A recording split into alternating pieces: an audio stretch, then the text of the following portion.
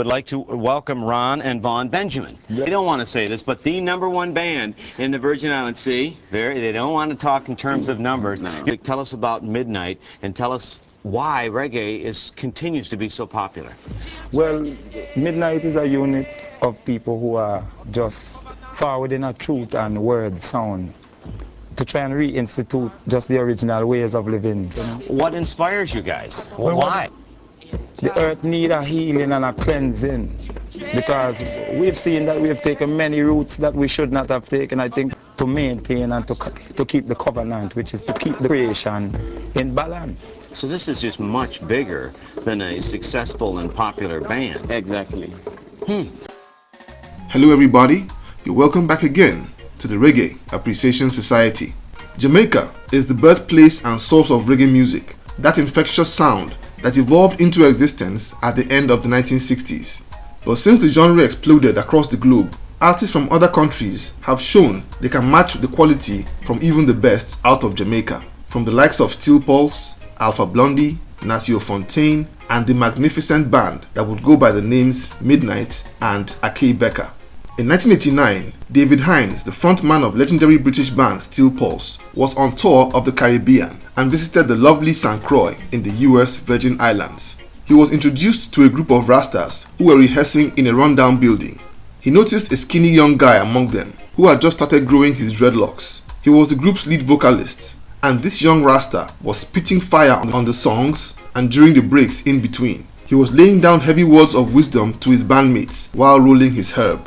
This young dread was Vaughn Benjamin, and David Hines said that it was made very clear to him that he was witnessing the rise of a musical force that was coming to chant down Babylon in the most devastating way that reggae music had never seen before. The band became known as Midnite, and as they came into their own in the 1990s, they carved their niche as a fundamental Rastafari roots band that produced classic reggae sound that was as fiery and as authentic as anything that was released in the golden era of roots reggae in the 1970s. Considering the fact that the 1990s was the decade where dancehall seemed to have overrun the reggae landscape, the Midnite band looked like they had just stepped out of a time machine. Through all the slackness, they were an overwhelming beacon of spiritual upliftment, social justice, and historical enlightenment. In an industry where musicians copy the hottest acts or chase after trends, Midnite chose to follow their own path, making music that was not necessarily radio-friendly or commercially attractive. Led by the almost superhuman Vaughn Benjamin,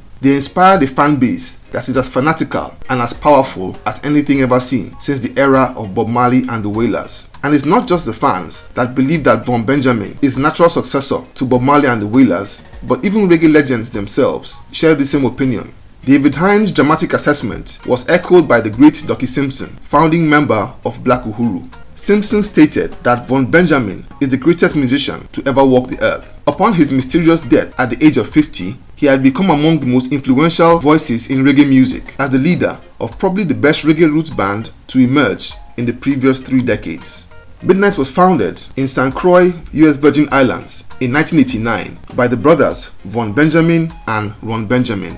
Younger brother Vaughn took the stage name Midnite, but fans stuck to calling the entire group Midnite altogether. The brothers were raised in a musical house as their father, Ron Benjamin Sr., was a popular veteran guitarist and vocalist. Ronnie Sr. had been born in Antigua but moved to St. Croix in the U.S. Virgin Islands in the early 1960s to pursue his music career at the age of 21. After almost 2 decades of playing live music all over the island, he recorded his first album in 1983 and established a recording studio. Ron Benjamin Jr. has shown proficiency in music and as well as playing instruments from a very early age. He practiced with his father's instruments, and before he had finished high school, he knew how to play the guitar, keyboard, and drums. If Ron Jr.'s talent lay in instrumentals, Vaughn Benjamin was blessed by the Almighty with a phenomenal voice and genius-level songwriting ability. He was heavily inspired by Bob Marley, Peter Tosh, Bonnie Wailer, the Abyssinians, and bassist Flabba Holt. These figures inspired him to make music, but where he found strength and wisdom as a youth was in the Rastafarian culture. He was known for being extremely intelligent and very well read, with a deep knowledge of black history, sociology, and philosophy. He was also a gifted poet and had the ability to lay vocals over the instrumentals his brother made in one take without writing down the lyrics. Ron Jr.'s wicked instrumentals was a stunning compliment to Vaughn's ethereal chanting vocals and would set the stage for what was to come in the future. In 1994, the brothers decided to move to the US. They traveled to New Jersey to stay with a friend while trying to break into the New York music scene. They later moved to Washington, D.C., where they quickly became icons in the underground reggae movement.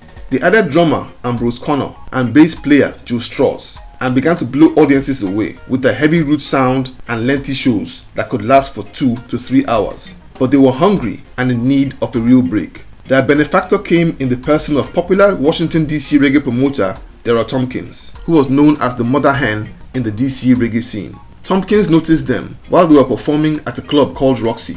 She took the boys in and gave them a place to stay. She also started promoting the band and helped them find opportunities to earn more money. And in no time, they started playing shows in places like New York, Philadelphia, Baltimore, and their base in Washington. She also paid for the band's first studio session and opened doors for them to record their first album, Unpolished, in 1997. The name Unpolished was very fitting and embodied the very essence of the band's sound, which was classic and raw roots reggae.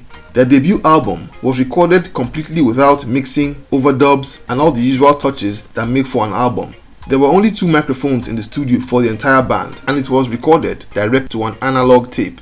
Strangely, their debut album was only released in Namibia in December of 1997, and the band went on a tour of the African country in January 1998. The album didn't see a wide release until 2001, and when it finally hit the market, it totally stunned the reggae community. It was showered with dazzling reviews, like it being the greatest reggae album ever recorded, and it sparked debates and comparisons between Midnite and the Wailers. It was a 10-track masterpiece with excellent songs like Love the Life You Live, Kaba Stone, Meditation, and Bushman. In my personal opinion, it's among the greatest reggae albums ever recorded. And while I can't conclude that it surpasses the best of Bob Marley and the Wailers, it definitely is in the same stratosphere and is an evolved, up-to-date contender as one of the greatest in modern reggae music. Other bands might have allowed the accolades and praises to get to their heads, but the guys stayed hungry and focused, and it showed in their second album titled Ras Make Peace. And just like Unpolished, it was recorded without mixing, noise reduction, overdubbing, and all the likes, which gave it a similar raw sound, similar to listening to live music in your living room. It also boasted of awesome songs like Banking in the Pig, Pagan Pagon, and Hieroglyphics. They followed this up by returning to St. Croix to record their third album in 1999 called Jubilees of Zion at their new African Roots Lab studio. Their third album is another masterpiece that spread their fame and credibility worldwide, just like the previous works, which were unfiltered, militant, and unapologetic in their message. The amazing thing about Midnite wasn't just that their music was brilliant and spellbinding, but that they were able to release an astonishing volume of albums without the slightest drop in quality. Between 1997 and 2014, they released a superhuman number of 52 albums, an average of 2 albums a year. All serious, high-quality roots music with deep lyrical content. For obvious reasons, they weren't getting the airplay and media promotion as many acts of lower quality were getting at the time. A symptom, I believe, of the present music industry that chooses to favor radio-friendly slackness or watered-down sound. They were still heavily in demand for live concerts as their fan base was huge and growing, consistently playing massive concerts in the US, South America, Europe, and Africa. They were particularly popular in the US, where they were considered the preeminent modern reggae group. They were undoubtedly the most powerful band in the world, growing in influence and popularity. But a cataclysmic shift and rebirth of the group was coming. In December of 2015, and in the middle of a tour, Midnite cancelled all their engagements and postponed their show dates. Vaughn Benjamin later announced that the cancelled tour was due to a life-changing medical emergency, convictions, and revelations. He later reformed the band without his brother and renamed it Akae Beka, a name he got from reading the Book of Enoch, an ancient Hebrew text. The parting of ways by the brothers raised many eyebrows, but neither of them ever issued any further statements on the matter. Vaughn retained some members of Midnite and continued on his mission as a firebrand soldier and leader of the Rastafarian movement. He was a tireless worker and produced music at a pace most people didn't believe was possible. Jamaican reggae artist Lutan Fyah happened to visit Vaughn Benjamin in the early 2000s and was stunned to see that he recorded an astonishing 18 marvelous songs in just one day. Vaughn not only won over a devoted, huge global fan base, but his immense intelligence, wisdom, and knowledge was planting seeds in the hearts of millions everywhere.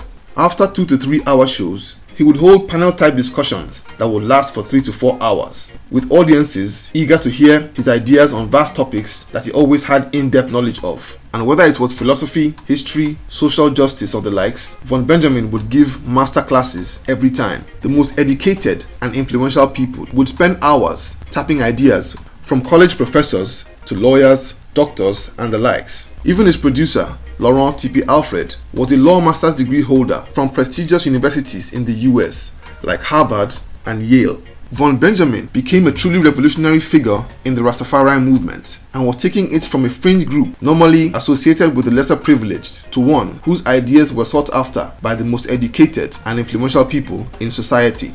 But on the 4th of November 2019, the world was stunned to hear that Vaughn Benjamin had passed away at a hospital in Port St. Lucie, Florida at the age of 50. The tragedy sent shockwaves through the global reggae community that reeled from the loss of one of the most prolific and blessed artists ever seen in music, not just reggae. An absolute lyrical genius who had an unbelievable ability to drop layers upon layers of deep knowledge in a skillful and precise manner, like a professor with a band. He released a total of 72 albums in his lifetime, 61 with Midnite and 11 with Akae Beka. He left behind a wife and 11 children, and despite his grueling work schedule, he was a devoted and model family man that not only talked the talk but also walked it up until the end of his life. Until today, the actual cause of his death is still unknown and was never disclosed by the family, but there have been allusions to the fact that he passed on due to heart failure. All in all, Vaughn Benjamin has gone down in history as one of the greatest reggae artists who ever lived. His hardcore fans will tell you that he was indeed the greatest. He was a true artist who never focused on record sales but on the messages and the people. But eventually, he got it all by being true to his craft. Despite the great success in commercial terms, his true achievement was the huge devoted fan base that he had cultivated and amassed all over the world throughout his career. He planted seeds of ideas in the minds of millions of people around the world. Ideas that were designed to make humanity improve itself and live up to the standards that Jah intended for his creation. Vaughn Benjamin, aka Midnite, aka Akae Beka, will live forever in our hearts and consciousness. I'm sure that in itself would have been his own idea of success. So there you have it. Thank you for watching the video today. Please leave a like, subscribe, and until next time, Jah bless.